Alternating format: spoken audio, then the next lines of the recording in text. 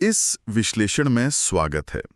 हमारे पास जो स्रोत हैं जिनका शीर्षक है ईरान इजराइल युद्ध सामरिक परिदृश्य, वो हाल के टकराव की एक बड़ी दिलचस्प तस्वीर पेश करते हैं। जी बिल्कुल। एक तरफ इजराइल का दावा है कि उसने तेजी से हवाई दबदबा बनाया, दूसरी तरफ ईरान का जवाबी हमला और एक क्षेत्रीय रणनीति। तो चलिए इन स्रोतों के आधार पर समझते हैं कि ये पूरा माजरा क्या है और इसके मुख्य पहलू क्या हैं। बिल्कुल, ये स्रोत हाल की कुछ अहम सैन्य कार्यवाहियों और उनके फौरन बाद के नतीजों पर रोशनी डालते हैं। दोनों तरफ की रणनीतियों और क्षमताओं का एक खाका खींचते हैं एक तरह से। तो शुरू करते हैं इजराइल की तरफ से। जैसा इन स्रोतों में बताया गया है, इसमें जिक्र है कि अमेरिका के समर्थन से शुरुआती हमले के 48 घंटों के अंदर ही तेहरान पर हवाई दबदबा हासिल कर लिया गया। जी। इसमें इलेक्ट्रॉनिक युद्ध सिग्नल जाम करना और ड्रोन जैमिंग जैसी तकनीकों का इस्तेमाल हुआ। हाँ, और दिलचस्प बात यह है कि ये सिर्फ हवाई हमले नहीं थे। स्रोतों के मुताबिक इसमें F-35 स्टील्थ फाइटर्स का इस्तेमाल हुआ।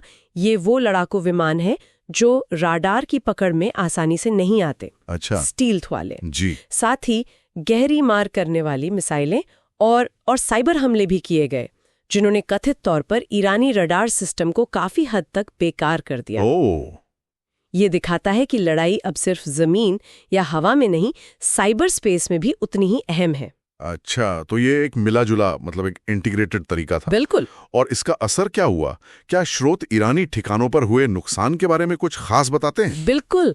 नतांज और फोर्डो जैसे अहम परमाणु ठिकाने, इस्फहान का मिलिट्री बेस और जमीन के नीचे बनी मिसाइल साइट्स, इनको भारी नुकसान पहुंचाने की बात कही गई है। यहाँ तक कि रेवोल्यूशनरी गार्ड के कुछ टॉप कमांडरों के मारे जाने और कमांड सेंटरों के ठप होने का भी जिक्र है।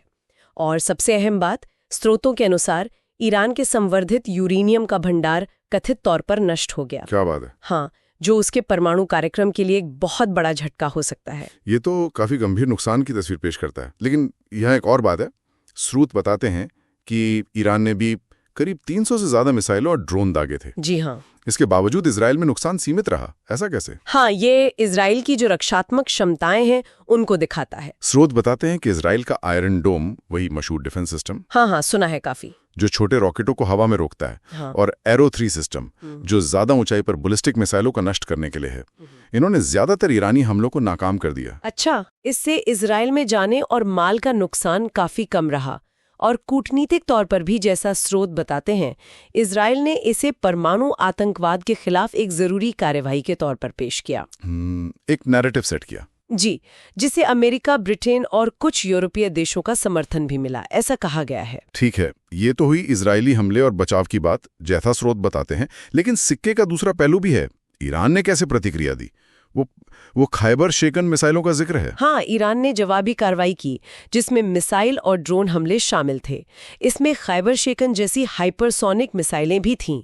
ये अपनी बहुत तेज रफ्तार, हाइपरसोनिक, जी हाइपरसोनिक, और उड़ान के दौरान रास्ता बदलने की क्षमता के लिए जानी जाती हैं, जिससे इन्हें रोकना एक बड़ी चुनौती बन जाता है। हाँ, अच्छा। और सूत्रों के मुताबिक ऐसा लगता है कि कुछ ईरानी मिसाइलें, शायद ये हाइपरसोनिक वाली ही, इजरायली सुरक्षा घेरे को भेदने में कामयाब रहीं। कामयाब रहीं। हाँ, और उन्होंने कथित तौर पर हवाई अड्डों या बिजली के बुनियादी ढांचे जैसे लक्ष्यों को निशाना बनाया। तो इसका मतलब है कि इजराइल का डिफेंस सिस्टम मजबूत होते हुए भी पूरी तरह अभेद्य नहीं है, खासकर इस नई तकनीक के सामने। सूत्र तो कुछ इसी तरफ इशारा करते हैं। और ईरान ने सिर्फ सीधे हमले नहीं किए, जैसा स्रोत बताते हैं। अच्छा, और क्या किया? उन्होंने अपने क्षेत्रीय सहयोगी गुटों, जिन्हें अक्सर प्रॉक्सी कहा जाता है, जैसे लेबनान में हिजबुल्लाह, इराक में शिया मिलिशिया और यमन में हूथी, इनको भी सक्रिय कर दिया। ओह हाँ, ये प्रॉक्सी वाला एंगल। जी, इन गुटों ने फिर कथित तौर पर इस क्षेत्र में इजरायली और अमेरिकी संपत्तियों पर हमले किए। ये एक तरह की, आप कह सकती हैं, बहुआयामी या एक व्यापक क्षेत्रीय रणनीति है, जिसका जिक्र इन स्रोतों में किया गया है। हमने दोनों पक्षों की कार्रवाइयां देखी, जैसा इन दस्तावेजों में दर्ज है। अब सवाल उठता है कि सबका निचोड़ क्या है? इन स्रोतों के हिसाब से क्या तस्वीर उभरती है? देखिए, स्रोत एक काफी जटिल स्थिति दिखा रहे हैं। एक तरफ इजराइल अपनी आक्रामक हवाई और तकनीकी क्षमता का प्रदर्शन करता दिख रहा है, जिससे ईरानी सैन्य ढांचे को काफी नुकसान पहुंचा। दूसरी तरफ ईरान सीधे हमलों और अपने प्रॉक्सी नेटवर्क के जरिए जवाब दे रहा है और कुछ हद तक इजरायली सुरक्षा को भेदने में भी सफल रहा है। तो क्या ये कहा जा सकता है कि एक तरफ तकनीकी बढ़त है तो दूसरी तरफ एक लचीली फैली हुई रणनीति? हाँ बिल्कुल, और ये एक अहम सवाल खड़ा करता है जिस पर सोचने को मजबूर करते हैं।